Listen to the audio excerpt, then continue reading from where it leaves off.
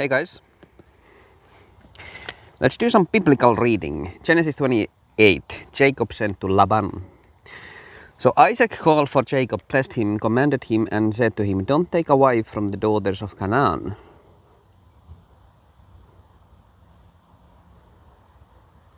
Isn't this the wife Rebecca who didn't want this? Did she influence Isaac? "Get up, go to Padan Aram, to the house of Bethuel, your mother's father, and take for yourself a wife from there, from the daughters of Laban, your mother's brother."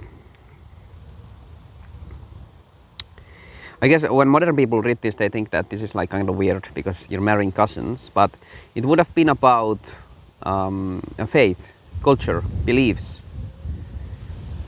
instead of something alien that is completely contrary to what you believe, right?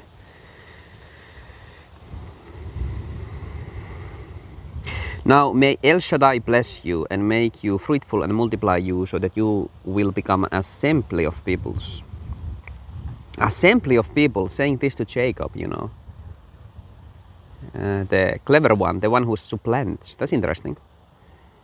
It's how there's no. It's about how there's no Jew, Greek in Christ.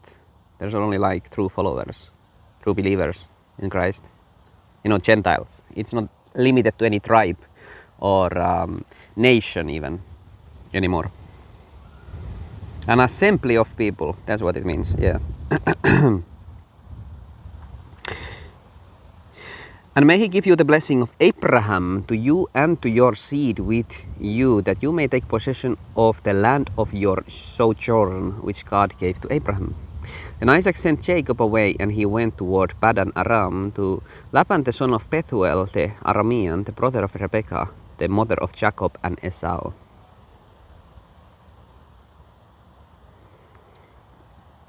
It's kind of interesting that Isaac is so on board now. Like he wanted to, in the previous chapter, give the blessing to Esau, and then Jacob, you know, with the mother, got the blessing and the birthright. And now Isaac is giving this sage advice, Jacob, the younger son. I guess that's because of his faith in God, right? Right? Now Esau saw that Isaac blessed Jacob when he sent him to Padan Aram to take for himself a wife from there. When he blessed him and commanded him, saying, "Don't take a wife from the daughters of Canaan," Jacob listened to his father Isaac and to his mother and went toward Padan Aram. But then Esau saw the daughters of Canaan were contemptible in his father's Isaac's eyes. Yeah, and he had already married some of them, right? Or one of them at least. So Esau went to Ishmael and took Mahalath, the daughter of Ishmael, Abraham's son, Nebaioth's sister, for his wife, besides his other wives. That's so weird. This is so like alien. They're looking at the wives, the women, like this is something that they have to get right, like possessions. This is like an old school version of what Paul wrote. A woman is a man's glory. A man is God's glory, and the wife is the glory of the man, right? This is like an old school version of that. Esau found out that there was something wrong with his glory. These Canaanite pagan worshipping women.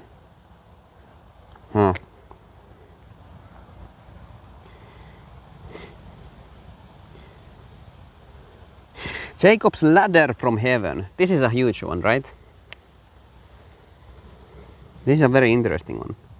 "Then Jacob left Beersheba and went toward Haran. He happened upon a certain place and spent the night there, for the sun had set.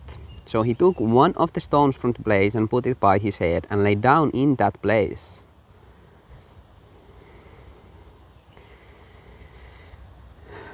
Nowhere to rest his head. That's what Christ said. He dreamed, all of a sudden there was a stairway set up on the earth, and it stopped reaching to the heavens, and behold, angels of God going up and down on it. This is Christ, right? The Messiah is the stairway. He is the only way to the Father. It's not the Tower of Babylon or Babel or anything like that that men build. It's Christ. and the angels of God going up and down on it. Surprisingly, Adonai was standing on top of it, and he said, I am Adonai, the God of your father Abraham and the God of Isaac. The land on which you lie, I will give it to you and to your seed. Your seed will be as the dust of the land, and you will burst forth to the west and to the east and to the north and to the south. This is the assembly of all the peoples who worship God. And in you all the families of the earth will be blessed, and in your seed. Jacob, behold, I am with you, and I will watch over you wherever you go, and I will bring you back to this land, for I will not forsake you until I have done what I promised you. Christ reiterated these promises, like almost word for word. I will not leave you as orphans. Jacob woke up from his sleep and said, undoubtedly Adonai is in this place, and I was unaware. So he was afraid and said, how fearsome this place is. This is none other than the house of God. This must be the gate of heaven.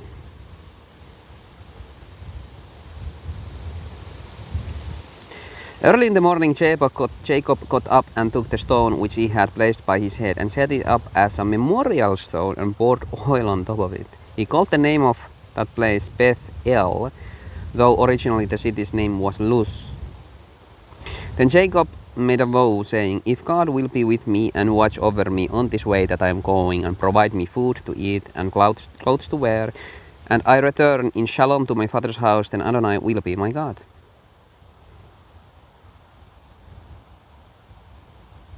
So this stone which I set up as a memorial stone will become God's house. And of everything you provide me, I will definitely give a tenth of it to you.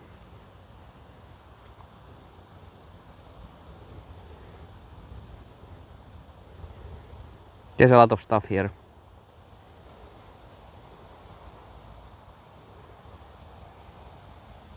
A lot of it has been explored, right? But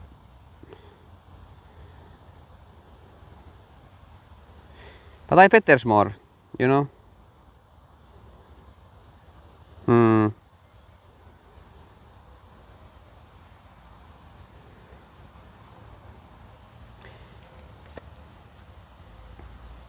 It's interesting sometimes reading this and thinking back, you know, the Messiah would have read these things also.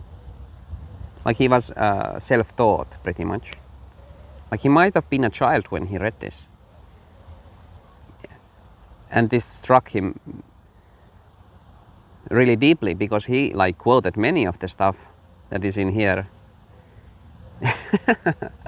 later in his life when he's an adult, right?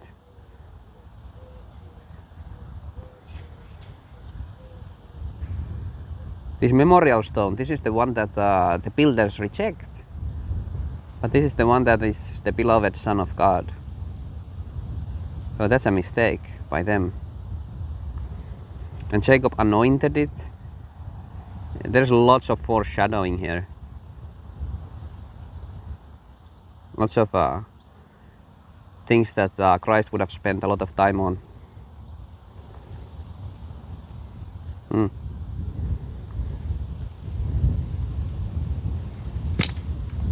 Okay. Thanks for listening, guys. God bless you.